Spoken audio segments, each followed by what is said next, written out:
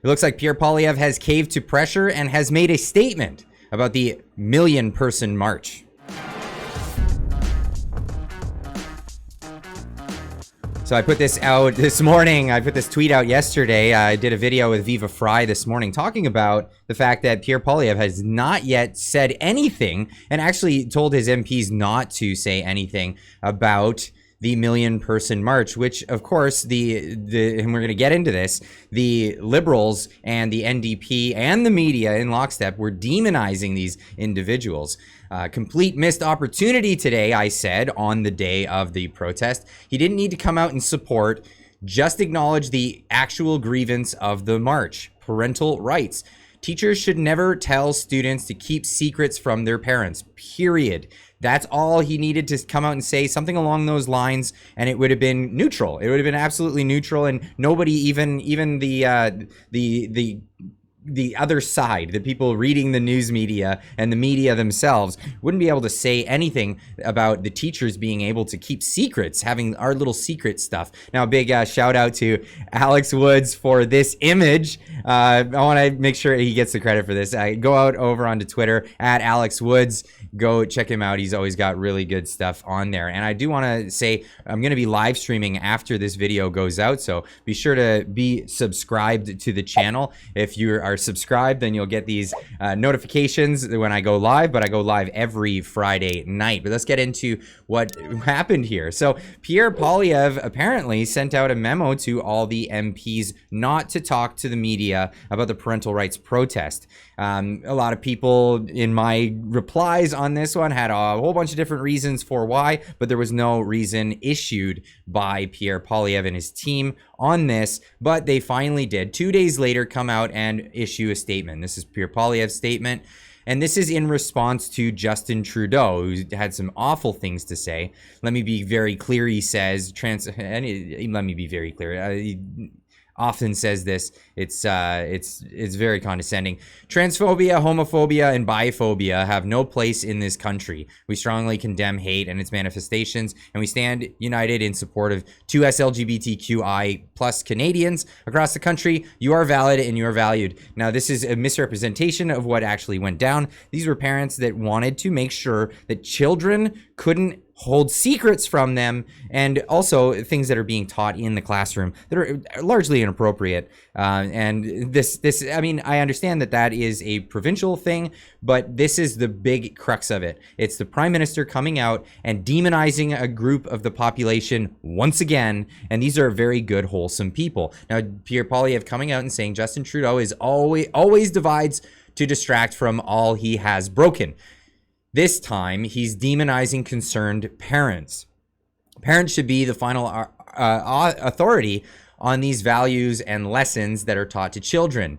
Trudeau should butt out and let parents raise their kids. Now, this is a perfectly good statement. This would have been great on the day, of course. Now, again, this is Trudeau's statement. It was here, and then also Jagmeet Singh, the rise of hate towards LGBTQ community is deeply alarming. He's, again, doing the same thing, demonizing these people, going out and walking with the union organizers, which recently were just caught in a meeting to trying to orchestrate this counter protest and even some of the violent sides of it. And that is something I'm going to get into tonight on tonight's live stream with Rob Primo. Be sure to check that out because he's been doing so much investigation into what these union organizers have done and have been doing over a good chunk of time here. And it's not for workers' rights. Let's just leave that there, and I'll get you to go tune into that live stream because we'll be doing that this evening. Now, of course, Pierre comes out with this statement a little on the late side. Somebody posting in here, please designate Antifa a terrorist group because the calls have been called for this over and over again. I was there at the Vancouver one, and I watched the only aggression was from that group. Not good enough, Pierre. You're going to have to take a stand on sexualization of our children in our schools. Now, again, he's gotten into that as that's a provincial matter. I think he can have an opinion on it, but let him do that for his political career. That's his decision. Finally, thanks for the crumbs, says Natasha on Twitter. How can we be the final authority when you voted for Bill C-4? That is definitely something that he did. Will Con Inc. repeal it? Meaning, will the Conservatives repeal it when they get in power? And I would like you to ask your PMs, a bunch of them, to stop sympathizing with Antifa and radical gender ideology. This is the equivalent of him showing up at the Frito convoy once he realized its popularity, just to hand out coffees and do a photo op. Of course, before demonizing the movement a few weeks later. Expect flip-flop Poilievre to do the same thing here. Who knows? We'll see. We'll see what happens. Took children being beaten in the streets to speak up, eh? So he's getting a bit of pushback in either direction. Of course, I did for calling him out, so that's to be expected. But if you tuned in this channel to see pom-poms waving, you're not going to see that. You're not going to see that. I'm going to be hard on this because I think that, personally, I believe that we're the ones that are going to make change in this country. We can't expect these politicians to do it. And it's us raising a fit over items and situations like this that actually get them to come out and speak up on the issue. Now, speaking of being there, I took this this shot here just to show how good this whole thing was about. At the protest in Vancouver to save our kids. The turnout is fantastic, but we're being tailed by Antifa at the back of the march. And there's been people bobbing in and out trying to grab people's signs and tear them down. This is the scene here in Vancouver. It's unbelievable. It's amazing to see such a turnout. I'm Clyde, yes. How you doing, man? Oh, thank you. Just doing a video for Twitter. Gonna put this out. You want to say hi? You want to say hi to everybody? Hey guys. Beautiful curmudgeon here. Oh, this is great. And everybody's so friendly on this side of things. There's a lot of vitriol happening on the other side, on the Black Bloc or Antifa side. But I mean, it's nothing but love here, and it's a lot of different looking faces, not a lot of masks. Let me tell you that. There's a lot of people from different walks of life here, and everybody getting together with just nothing but love. I love seeing this. This is what Canada is about. It's beautiful. People are coming together for a great. And you could hear the horns honking in support of the event, of course. Now, this wasn't the only place that was holding this event. That was at the Vancouver location. There was other places. The Post-Millennial interviewed a father who was in this, and he was carrying his baby. A father describes why he participated in the Million March for Children in Toronto. Of course I did. All right. I mean, number one is, a little one right here. This is who we're fighting for. This is the future that we're fighting for. We're not here for hate. I don't know why there's a lot of talk about hate. We respect everybody, but our children is like there's a line that's drawn in our children. I think ideologies should be taught at home, what the parents want, and the way that they're forcing this. It's not right. It's not like we had a roundtable discussion where they're like, hey, like, what do we want in our education system? No, this has been infiltrated without anybody's consent. And now for our own children, when we want to speak out, we're creating hate. We're creating division. I don't think so. I don't think we're creating division. Look around. Look how many skin colors, religions. Look how many people are united. Why? Because we have one thing in common, and that's our children. Nobody will ever back down from their children. Nobody, ever.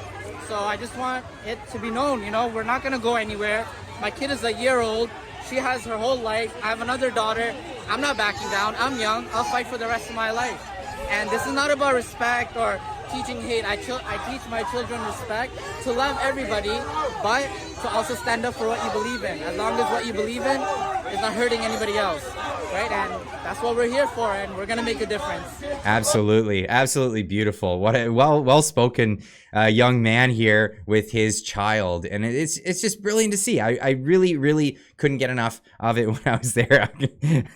I wish I could meet with these people every day. It's fantastic. Now, people were pointing out on Twitter and in the comments that Pierre Poilievre had been speaking about these things. Of course, he was at this event here where this gentleman asked him this question, and people have been sharing this at me, so I'll respond to it. Question number one is that what do you think about the million-person march, and will you be backing it or part of it?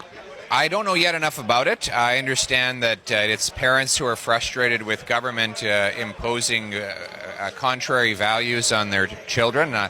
My view is that parents should be the final authority on the values and the lessons that are taught to children.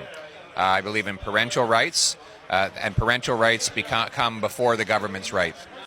I don't know enough about it and I couldn't get over that fact. People are like, look, he talked about it. I don't know enough about it. That's the thing. Yeah, he talks about the principles, and yeah, we all stick to our principles. The real gripe here was the fact that these people were being demonized that day, and nothing was said. Nothing was said when the Prime Minister of Canada demonized these individuals. And I'm glad that he finally came out and said something, but it needed to be said. And this is what a lot of people wanted to hear from the leader of the opposition, opposing Justin Trudeau and the things that he does publicly. So it was good to hear. Now, he is on point when it comes to this stuff. And of course, again, my gripe is not with his rhetoric. My gripe was with the timing and not saying anything, and demanding that his PMs, all of his ministers don't say anything either. And you know, again, I'm not a pom-pom waver. I'll give credit where credit's due. But yeah, he is definitely on point. And here's another thing that he had to say. We're going to bring home our freedom again. The freedom of people to raise their kids with their own values.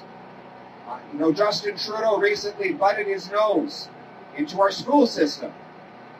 He tried to attack New Brunswick for its policy on allowing parents to be informed when the school is changing the gender pronoun of the kids.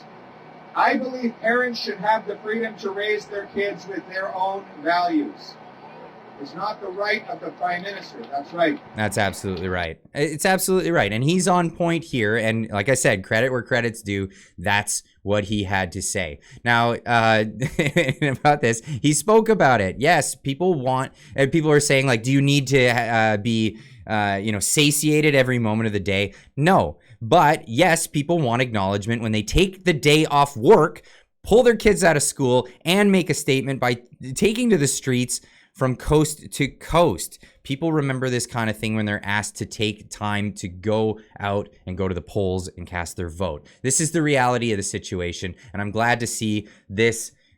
It came forward, because at the end of the day, it really comes down to this. Darwin's says on Twitter, I remember when kids were actually warned against adults who wanted something to be our little secret, and were told to tell their parents immediately if someone tried pulling that crap on them. And that's where we are, and that's what we're doing. As parents, we're objecting to people saying that this will be our little secret to our children.